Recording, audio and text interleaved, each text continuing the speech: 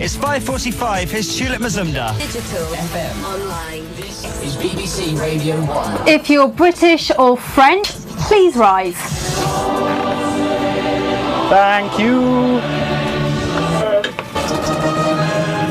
That needs to be at the top there, then, won't it? The two countries are going to share their military might, or as the French would say, pouvoir militaire. This is Newsbeat. Lovely. In the army town of Colchester. Get a reaction to the deal. My husband's working in Afghanistan. I think it's a good thing if it's going to save costs, as long as it doesn't affect the job cuts. BBC Radio 1. Also tonight, convicted criminals getting the vote. Find out why the government could be forced into allowing it.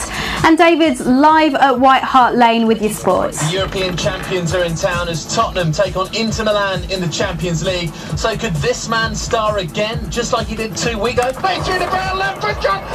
Lovely. We want to test ourselves. Cheers, David. Speak to you in just a bit, mate. What's it, mate? Being champions, we're full of confidence and trying to prove something to the world, really. And it's Judgment Day for the most part. Okay, drone next. There's nothing on the top of that or on Dance Breaker. This is Newsbeat's US reporter Seema Katecha in Atlanta, Georgia, as millions of Americans vote in the midterm elections.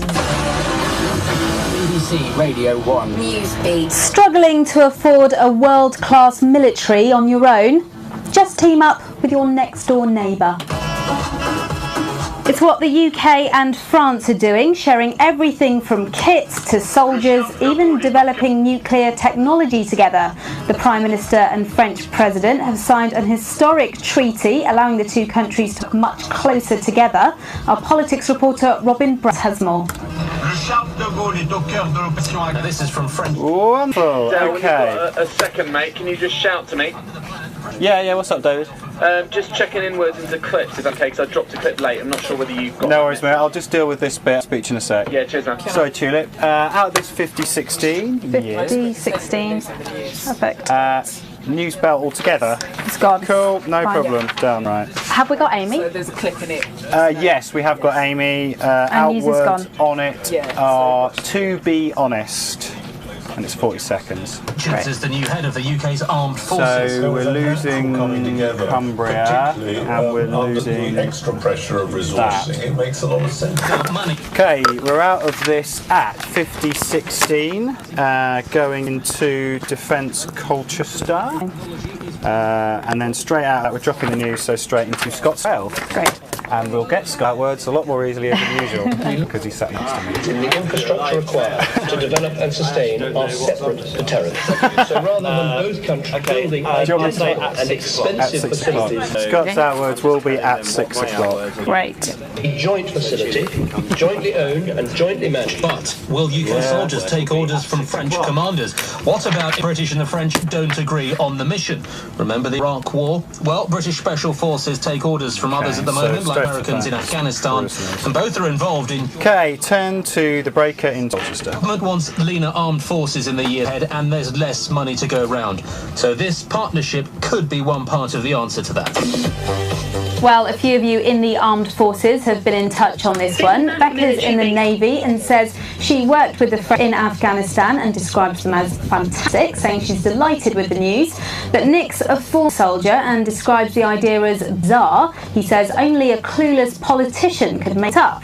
There's been more reaction as well from the army town of Colchester. Newsbeat's Amy Garner is there. There's a massive military base here in Colchester. It's home to the Army's 16th Air Assault Brigade, and the garrison employs 3,500 soldiers and civilian staff. And I've been talking to... Okay, 30 seconds on this. We've Scott's Trail coming up next. Fine. Cool. Is the outwards rather than me, really? Together, then it's a good thing. It's going to save money and lives. Why would it? You know, we're all European. I'm not sure whether there would be any disagreement, but if... So you're coming off the back of Scott, yes? Happy? Of course. Cool. Okay, tell us. It's Lisa Palmer. My husband's in Afghanistan. Can you speak any French yourself? Very little. J'habite Colchester. And how do you think your husband would feel about learning French? Not sure where they'd find the time, to be honest. It's me, Till Zane, at 7 o'clock tonight, and coming up, the second Christmas song of the year. I will play it at 6 o'clock. But still to come on Newsbeat. Who's this then? You're listening to Radio 1 Newsbeat. Now, there's a big election in the United States. Find out what I think is going to happen before 6. I hope You stay tuned. BBC Radio 1 Newsbeat. It's ridiculous. It's mad. What's the world coming Chris, to? you still with us, That's okay? the sort of thing we're hearing on the text today. After we told you the government could give prisoners the right to vote. A judgment by Europe's judges means a law banning people in jail from taking part in UK elections might have to be scrapped. More comments from you coming up. First though, let's get the whole story from Chris Smith, who's at Pentonville Prison in London. High white walls along the side of the road here. Behind them, even bigger brick walls, barbed wire and barred windows. This jail's been here for what? Okay, out of this at 5332 Tulip, we have Chris on the line. 5332, great. Text breaker. Are you going to... Oh, you'll see you at the end anyway. Yeah, Thank and you. Chris, I'll just pick up off him. And then Seema live as well. Live-tastic. Perfect. 5 years ago, he won a European court case saying not letting prisoners take part in elections. We're doing about 30 seconds, mate. What you're going to do is actually riot, if they've got a complaint, so you have to give them this legitimate... Do you want to pull away from the mic a little bit? It's distorting slightly. Before they were in power, the Conservatives said it was... That sounds great. ...prisoners' vote. The Lib Dems were all for it, though, so it's awkward for the coalition. It's a fairly ordinary thing. Most of us people go to prison. This is behind the busiest road in the whole of London. That's good. The prisoners' rights campaigns like Juliet Lyons, slightly older. Okay, turn on this to the text breaker into Chris. Offenders like serial killers could still be banned, but it's looking like Europe's judges have forced the government into a corner. Text 81199. So on to your comments. Chris is live at the prison for us now. No, he's not. Move on. Oh, okay. We don't seem to be able to get to Chris at the minute. He was there, but appears to have disappeared. So I'll read a few out. A few pages of text messages, and except for a couple, they all say things like this: if you could break the law, you should have no say in decisions that could change it. That's from Terry in Portsmouth. Sue in Stokes put, they decide to opt out of society and its privileges when they ignore society's laws. But Grace texted saying people in prison are normal human beings and should have the same rights as everyone else. It's very one-sided on our Facebook page as well. We're just called Newsbeat on there if you want to join in this. Joe says they should have no rights ever. They didn't think of the victims, and the Prime Minister should tell Europe, no, this is too far. But Rachel doesn't think it'll make much difference either way. She says there are idiots voting everywhere anyway. BBC Radio 1 Newsbeat. It's a crucial test of his leadership so far. The midterm elections are underway in the States, where Americans are voting on how they think Barack Obama's done 2 years into the job. He's not up for election himself, but members of his team are, and they're fighting a tough race against his rivals. Our US reporter Seema Katecha is in Georgia. It's a bitterly cold day here in Atlanta. The skies are charcoal. Great, okay. Let's try Line again. just drop out. Yeah, just unfortunate. Okay. 55-48 going into Seema, who is standing by. Is she there? Fingers crossed. The two evils, I probably... Hey Seema, with you in about 30 seconds.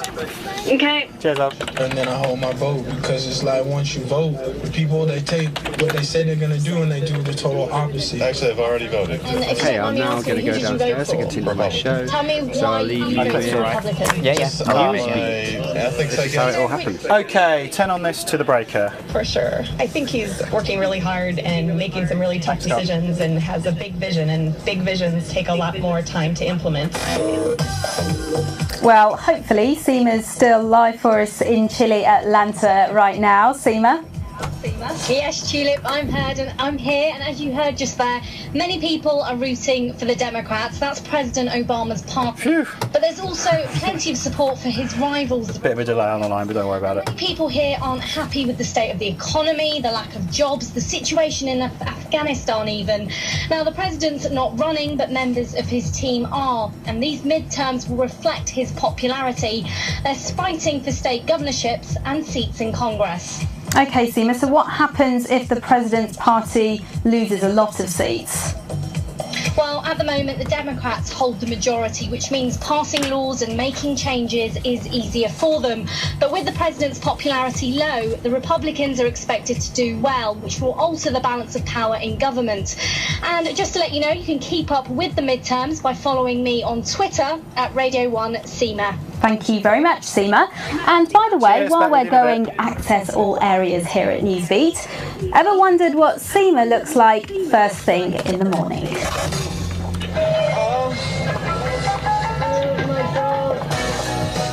I know some of you have heard this already, but we got the cameras on Seema from the moment our editor calls her at 5:24 a.m. New York time. We also have a day in the life of our technology reporter Dan Whitworth for you as he tries to get a story on air and runs into problems. Just turn the laptop on and it's got configuring update stage 1 of 3. This laptop doesn't seem to be working, having a nightmare. The 2 videos are at bbc.co.uk/newsbeat, and remember you can see everything that's happening right now on Newsbeat. Me sat here about to chat to our sports reporter David, as well as Derek and Stephen pressing all the buttons through the studio in front of me. Just head to the Radio 1 homepage right now. So David Garrido, it's another big night of Champions League action and you're live at White Hart Lane. I am, yes, hello. The big screens here have been literally counting down the seconds to kick off. Now hopefully they won't test the PA in the middle of the sport like they always seem to do. In their live inserts and interviews, stewards in luminous yellow and orange jackets already. Great. Just seen Rafael van der Vaart stroll down the players' tunnel as well. So for Tottenham fans, it just doesn't get much bigger than this. The visit of Inter Milan, quite simply. Hey Sam, we'll be back with you after the sport chunk. I'll give you a shout. Okay. Before, only 2 weeks ago, in fact, at the San Siro, you might remember Spurs were 4-0 down at half-time and down to 10 men, but a Gareth Bale masterclass when it finished 4-3, and that's given Harry Redknapp's players the belief that they can mix it with the European champions. If he'd have got beat 6 or 7, it looked a real... Great, sounding really good, David. 5 minutes, so at least he come back and for Gareth Bale to get such a fantastic hat-trick and give us some respectability in the scoreline was very important for us. OK, so team news for this one. Rafael van der Vaart and Tom Huddleston are both fit to play. For Inter Milan, no Esteban Cambiasso or Julio Cesar. And you'd think Inter coach Rafa Benitez would be fully concentrated on tonight, but yesterday he seemed more bothered about having a pop at Roy Hodgson. The current Liverpool boss appeared to blame Benitez for being lumbered with expensive failures. So this was Rafa's random response. Every single press conference is even worse than the last one. He's talking about things that he doesn't know, and some people cannot see a priest in a mountain of sugar. We gave the fans the pride again, and we fight for our players. Elsewhere, Manchester United travel to Turkey tonight to face Bursaspor. 3 points expected, but Alex Ferguson doesn't think it'll be a walk in the park. We don't disrespect them or underrate them. We understand that Turkish league is very difficult, but we experienced it before with Beşiktaş and Galatasaray and Fenerbahce. All been difficult games here. Rio Ferdinand hasn't travelled with the squad because of a knee problem, so Chris Smalling should step in. Rangers are away to Valencia in the same group as United, whereas Eddie rates his own chances of playing as 50-50 because of a calf injury. Away from the football, in rugby union, prop Andrew Sheridan is back for England as they face the All Blacks this Saturday. The only change from the side which started the 21-20 victory over Australia in June. Lewis Moody will be captain after recovering from a serious eye injury. Nearly there. At the Lane, we will have a full house and a cracking atmosphere, no doubt, for Spurs against Inter tonight in the Champions League. And our Radio 1 Tottenham fan, Charlie Marks, has picked out 4 potential match winners, starting off with one of the best strikers on the planet. Samuel Eto'o, formidable record in Europe, and he's in form. Wicked, thanks for that, David. Cheers, man. That sounded great. Okay, cool. Enjoy the game. We'll do. Bye. Bye. And it's an absolute right. Right, okay, we've got a minute on this, so 1 minute 33 over the top of the hour. Okay. Was Scott a little bit late to us? Yes. He was a lot later. Yeah. So we're going into fake Obama. We've still got Seema on the line, and then I'll try and shout you a time for the 6 o'clock. Fine, lovely. The players into the game. He can really make. Hey, Seema. Hey. Still with us? Okay, cool, great. I am. 30 seconds on this, and you're picking up off the back of the fake Obama Q bit. Okay. Cool. Schneider, he'd walk into any team on the back of a great World Cup in South Africa, one of the top scorers. He just pulls the strings for them. He's so dangerous if you let him run the game. We've really got to shut him out tonight, otherwise we'll be in big. I like this mix, Dave. It's good. That running pass and Eddie. Great shot. Fantastic goal from Gareth Bale. And the Welsh. Okay, 10 seconds into the fake Obama Q. And to remember for all his life, he just seems to get better and better every week. He's getting stronger, he's more skillful, he's got a new trick every week, and that left foot is deadly. BBC Radio 1. This is Radio 1's Newsbeat. Okay, we can go back live to our US reporter Seema Katecha now, who's been interviewing a special guest. Hi, I'm Michael Weingartner. I'm an American comedian, and I have been known to pretend to be Barack Obama. We would have loved it to be the real president, but he's kind of tied up, keeping a close eye with the midterm elections. So we've opted for a Barack Obama impersonator instead. Polls are suggesting you're not going to do very well. Lovely, Seema, thank you. How do you feel about it? Are you done for the day now? For election. It is. So Thank you marvellous. very Chill much for out. being lovely. That's all right. Speak to you later. My party. You know, I think Bye. the more I can. Cool. Okay. 3:14 over the top, so it'll be 3 minutes past 6 Okay. for the 6 o'clock shout at the top, and we're nearly there. Great. Go down with their own ships. Your popularity ratings are down. What went wrong? I think, you know, the main problem is that I just don't stop. So obviously you're not playing that last week. We're looking at about 4 minutes over. Back to you, Scott. I'll give them. Oh, okay. So by the time I actually, So obviously you're not playing that last tell week. So that's people dropped. what they want to hear, they've fallen asleep. So I'm constantly reminding people to go back to. Wait, what did you ask? Don't worry, let's move on. Now Michelle's helping you on And that's 10 seconds into 6 o'clock. like her than like you.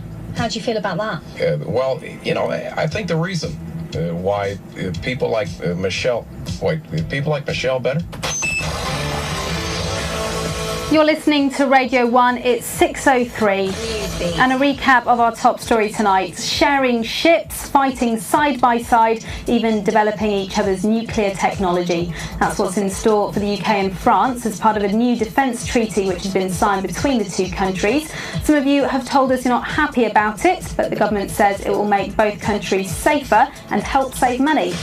And the weather, lots of rain about in many areas tonight, starting off dry tomorrow for England and Wales and Northern Ireland. Sunny spells as well for Scotland, but expect at least drizzle everywhere by the afternoon.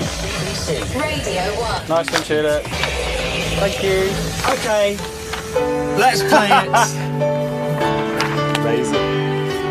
Amazing. Pogues. It was Christmas Eve, babe.